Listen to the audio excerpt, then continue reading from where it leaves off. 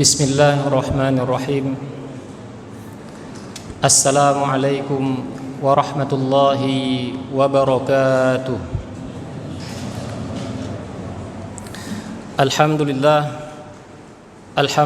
rabbil alamin, alladzi hadana lihadza wa ma kunna linahtadiya laula an hadanallah.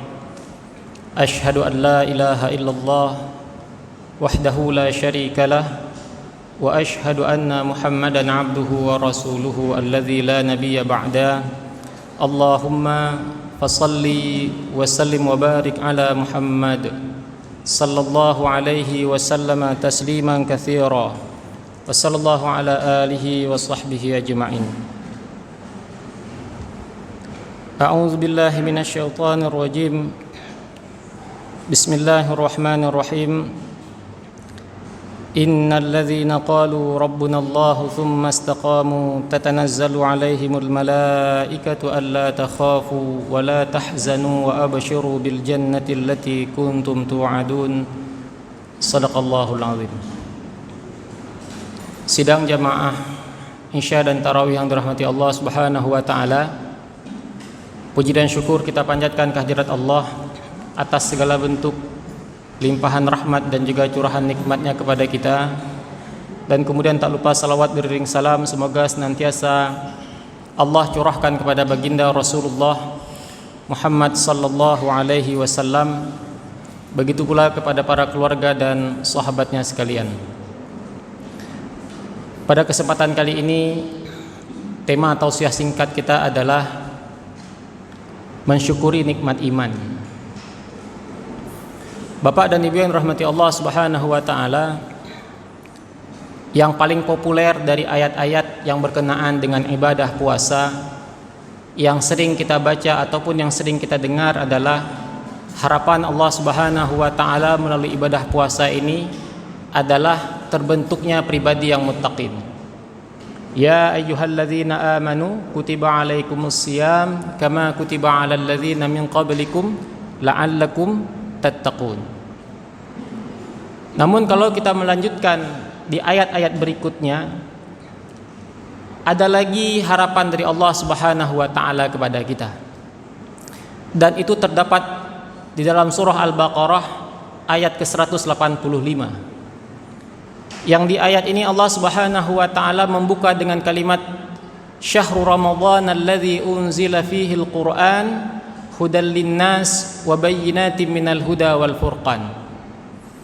Dan ketika menutup ayat ini Allah Subhanahu wa taala menutupnya dengan kalimat la'allakum tashkurun, agar kamu menjadi pribadi-pribadi yang bersyukur kepada Allah Subhanahu wa taala. Kalau ditanya apakah sekarang kita sudah bersyukur kepada Allah Subhanahu wa taala, mungkin lisan kita akan menjawab, "Iya, saya bersyukur. Setiap kali kenikmatan datang kepada saya mengucapkan hamdalah, alhamdulillahirabbil alamin. Saya sudah bersyukur ya Allah." Walaupun kemudian kita mengatakan kita sudah bersyukur, ternyata di dalam Al-Qur'an banyak sekali Allah Subhanahu wa taala menyindir kita dengan menyebutkan segala bentuk karunia Allah Subhanahu wa taala kepada kita, dan kemudian setelah menyebutkan karunia itu Allah Subhanahu wa taala mengatakan qalilan ma tashkurun. Sedikit sekali kamu bersyukur. Bersyukur iya, tapi Allah mengatakan qalilan ma tashkurun. Sedikit sekali, masih sedikit sekali kamu bersyukur. Dari sekian banyak nikmat yang Allah Subhanahu wa taala berikan kepada kita, sangat sedikit di antara nikmat-nikmat itu yang kita syukuri. Nah, pertanyaannya mengapa di surah Al-Baqarah 185 ini Allah membuka dengan Syahrul Ramadan alladzi unzila fihi al-Qur'an hudal linnas wa bayyinatin minal huda wal furqan, kemudian dilanjutkan dengan rukhsah atau keringanan-keringanan bagi orang-orang yang akan melaksanakan ibadah puasa, apakah itu sakit maupun melakukan perjalanan, tapi di ujungnya la'allakum tashkurun. Nah, bisa jadi ada satu kenikmatan yang Allah berikan kepada kita, tapi kenikmatan itu abai, lupa kita syukuri, yaitu kenikmatan iman. Kita mungkin baru merasakan kenikmatan itu ada pada diri kita mungkin ketika kita buka rekening kita masukkan kartu ATM kita dan tiba-tiba datang uang begitu banyak. Kita mungkin merasakan sebuah kenikmatan kalau kemudian diberitahukan oleh atasan kita di kantor bahwa kita akan mendapatkan promosi, kenaikan jabatan, penambahan gaji dan lain sebagainya. Tapi ada satu kenikmatan yang kita lupa mensyukurinya, yaitu kenikmatan iman. Bahkan bisa jadi bukan karena lupa, tapi mungkin banyak di antara kita tidak merasakan bahwa iman itu adalah kenikmatan yang Allah berikan kepada kita. Tidak sedikit di antara kita mungkin abai bahwa ketika Allah memilih kita di antara sekian banyak manusia yang Allah ciptakan ke muka bumi ini, kita adalah satu di antara sekian banyak orang yang Allah berikan kenikmatan iman. Kita lahir dari rahim ibu kita sudah Islam. Sementara ada banyak orang-orang di luar sana, mereka itu lahir besar di keluarga yang tidak mengenal Allah Subhanahu wa taala, tapi Allah memberikan kepada kita kenikmatan iman. Tapi masih banyak di antara kita mungkin tidak menyangka bahwa itu adalah kenikmatan. Itu masalahnya. Sehingga ketika kita tidak merasakan itu kenikmatan, maka kita pun tidak mensyukuri kenikmatan iman itu. Nah, mengapa? Karena kita tidak tahu betapa mahalnya iman itu. Kita tidak pernah merasakan betapa mahalnya iman itu. Oleh karena itu wajib bagi kita untuk mencari tahu seberapa besar nilai dari kenikmatan iman yang Allah berikan kepada kita. Karena kalau kita tidak pernah tahu, maka kita tidak akan pernah menyangka bahwa itu adalah sesuatu yang sangat berharga, bahkan lebih berharga daripada rezeki yang Allah berikan kepada kita berupa makanan, minuman, kesehatan dan lain sebagainya. Karena ada banyak orang pada hari ini dia kaya, banyak uang, dia sehat, dia bisa berpergian kemana, kesana kemari, tapi ternyata tidak ada iman sama sekali pada dirinya. Dia tidak mengakui Allah Subhanahu wa taala adalah Tuhan semesta alam, maka tidak ada gunanya hidup bagi dia. Bahkan kematian lebih baik baginya. Karena orang-orang yang tidak beriman kepada Allah Subhanahu wa taala, apapun yang dia lakukan, sebesar apapun kebaikan yang dia lakukan, Allah tidak akan menilainya. Bahkan dalam kalimat yang hiperbolis, Allah Subhanahu wa taala mengatakan kepada kita, orang-orang yang tidak mempercayai Allah Subhanahu wa taala itu kalaupun dia menginfakkan, menyumbangkan uang yang dia miliki, harta yang dia miliki, yang volumenya kata Allah Subhanahu wa taala seperti emas yang memenuhi bumi, Allah tidak akan terima. Mana ada orang yang berinfak emas sepenuh bumi dan langit? Nggak ada emas sebenarnya itu. Tapi Allah menggunakan kalimat seperti itu. Kalaupun ada orang yang memiliki harta sebanyak itu dan dia infakkan, dia sedekahkan, dia sumbangkan, tapi dia tidak pernah mengakui Allah Subhanahu wa taala dan tidak pernah berharap balasan dari Allah Subhanahu wa taala, Allah tidak terima. Tidak ada guna kalau seorang itu tidak beriman kepada Allah Subhanahu wa taala. Nah, oleh karena itu kita perlu tahu, mencari tahu kesana kemari untuk mengetahui berharganya iman ini bagi kita. Ilustrasi sederhana seperti seorang anak yang mungkin baru berusia 5 bulan, kita berikan kepadanya uang 100 ribu selembar, uang 50 ribu selembar, uang 20 ribu selembar, 10 ribu, 5 ribu, 1000, 2000 dan lain sebagainya. Apa yang dia ketahui? Yang dia ketahui itu hanya selembar uang.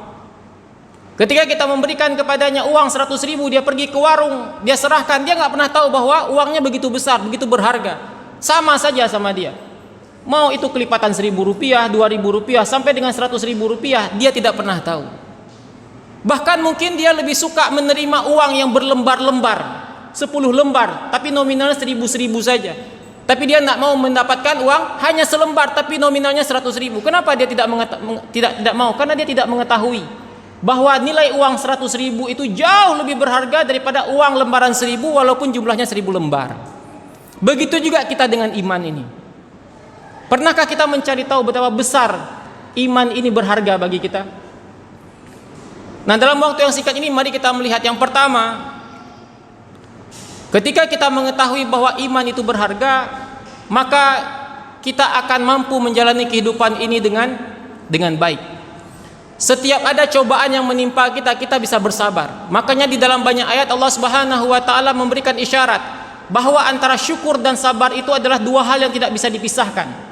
Orang yang bersyukur adalah orang yang bersabar. Orang yang bersabar adalah orang yang bersyukur. Kenapa orang yang mensyukuri nikmat iman ini bisa melalui ujian yang begitu berat di dunia ini? Karena dia masih merasa bahwa yang Allah berikan kepada saya berupa kenikmatan iman jauh lebih berharga daripada apa yang Allah ambil dari diri saya. Makanya pernah satu ketika Nabi Ayub alaihissalam ketika berdoa kepada Allah Subhanahu wa taala, "Ya Allah, aku sakit."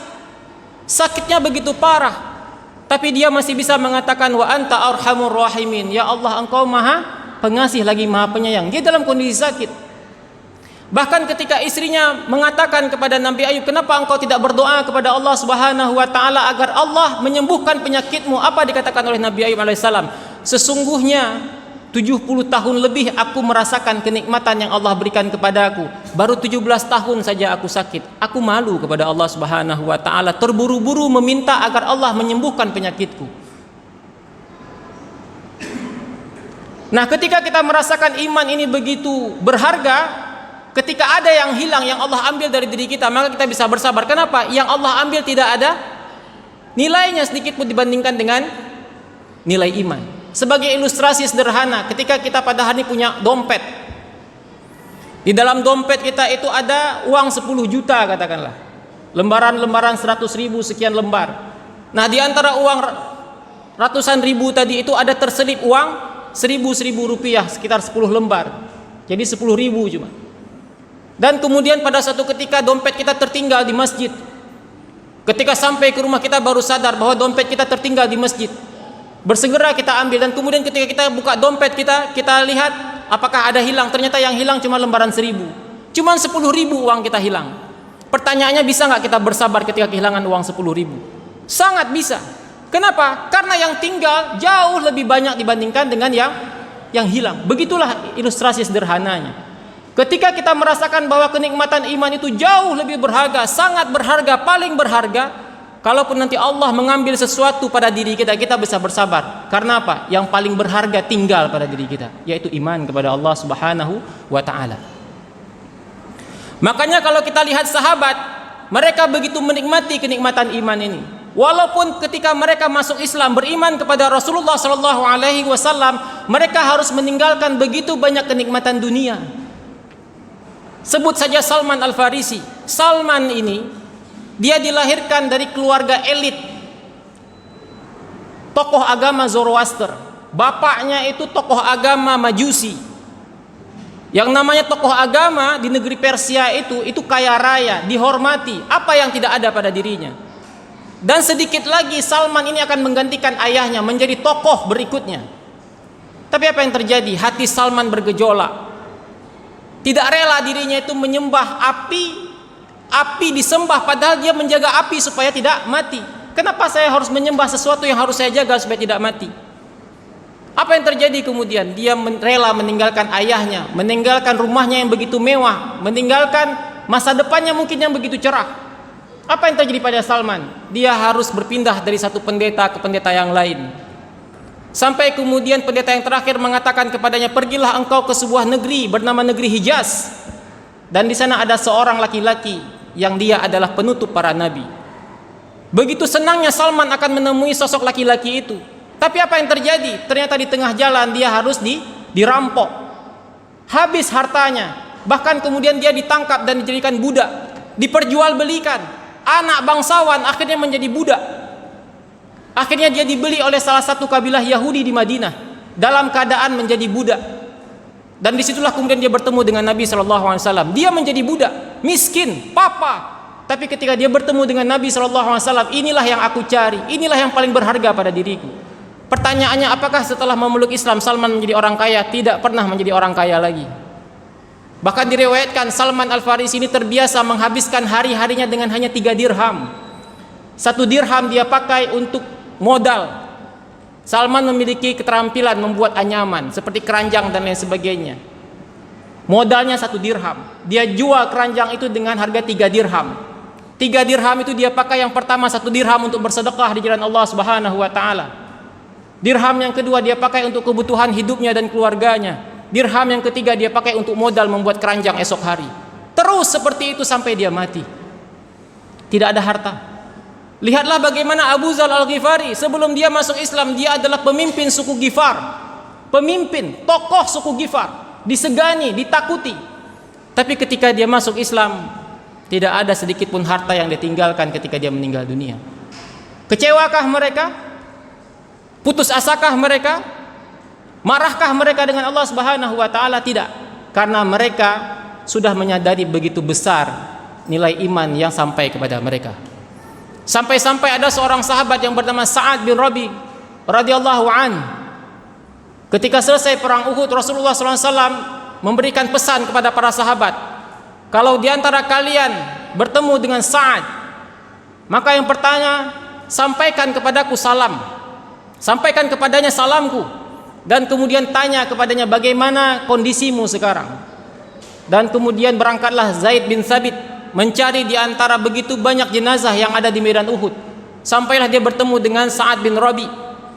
Yang Zaid bin Thabit mengatakan pada saat itu, aku melihat pada tubuh Sa'ad bin Rabi terdapat 70 luka pedang, sayatan pedang, tombak, dan kemudian anak panah 70. Dan dalam keadaan tersengal-sengal akan menjemput maut. Dan kemudian Zaid bin Thabit mengatakan, ya Sa'ad, ya Sa'ad, Rasulullah SAW menyampaikan salam kepadamu. Dan kemudian Rasulullah bertanya, bagaimana kabarmu sekarang? Dan kemudian Sa'ad menjawab kepada Rasulullah SAW, Waalaikumsalam. Dan sampaikanlah kepada Rasulullah bahwa sekarang aku mencium bau surga. Aku mencium bau surga. Dan katakan kepada Rasulullah, jazakallah khairan katsira. Terima kasihku kepada Rasulullah SAW atas nikmat yang aku dapatkan pada hari ini. Andai saja Rasulullah SAW tidak bertemu denganku, tidak menyampaikan berita iman kepadaku, maka pastilah aku akan mengakhiri hidupku dalam keadaan menzolimi diriku, dan aku akan merasakan bagaimana siksa api neraka. Begitulah para sahabat. Sehingga mereka tidak peduli seberapa keras masalah hidup mereka. Mereka tidak peduli seberapa ganasnya permasalahan hidup mereka, selama iman itu bersemayam di hati mereka. Nah, kemudian yang berikutnya, kita berdoa kepada Allah Subhanahu wa taala agar Allah Subhanahu wa taala memasukkan kita ke dalam surga Allah Subhanahu wa taala bighairi hisab wala azab. Level yang paling tinggi, masuk ke dalam surga tanpa dihisab, tanpa azab. Tapi kalaupun kemudian kita harus mempertanggungjawabkan dosa kita di neraka, maka Allah Subhanahu wa taala mengatakan bahwa orang-orang kafir, mereka tidak akan pernah bisa membuka pintu neraka. Mereka tidak akan pernah bisa keluar dari neraka sedikit pun. Pertanyaannya, ketika kita berada dalam neraka, apa yang bisa membuka kembali pintu neraka itu? Tak lain adalah iman. Disitulah kita merasakan betapa bernilainya iman itu. Dalam sebuah hadis Allah Subhanahu wa taala menyeru kepada malaikat, carilah di dalam penghuni di dalam neraka itu penghuni-penghuninya yang di dalam hatinya itu bersemayam iman, walaupun iman itu sebesar biji zarrah. Tidak banyak, sedikit saja, sebesar biji zarrah. Kalau ada iman itu pada hati mereka walaupun sebesar biji sawi, keluarkan dia dari neraka, masukkan dia ke dalam surga Allah Subhanahu wa taala. Tidak ada pada hari itu yang bisa membukakan pintu neraka kembali kecuali iman saja. Nah, pada saat itulah kita menyadari bahwa iman itu begitu berharga, melebihi berharganya apa yang Allah Subhanahu wa taala berikan kepada orang-orang kafir. Makanya Allah Subhanahu wa taala mengatakan kepada Rasulullah SAW dalam surah Yunus ayat ke-58, "Qul bi fadlillahi wa bi rahmatihi fabidzalika falyafrahu." Katakanlah wahai Muhammad, dengan karunia Allah dan rahmatnya hendaklah engkau itu berbahagia. Huwa khairum mimma yajma'un. Karena apa yang kau miliki berupa iman itu jauh lebih berharga di sisi Allah Subhanahu wa taala dari apa yang dimiliki oleh orang kafir. Walaupun orang kafir yang kamu lihat pada saat itu memiliki emas, perak dan lain sebagainya, tapi apa yang Allah berikan kepadamu itu jauh lebih berharga dibandingkan dengan apa yang mereka miliki. Fa'tabiru ya ulil absar la'allakum turhamun. Aqulu qawli hadza wa astaghfirullah li wa lakum. Subhanakallahumma wa bihamdika asyhadu an la ilaha illa anta astaghfiruka wa atubu ilaik.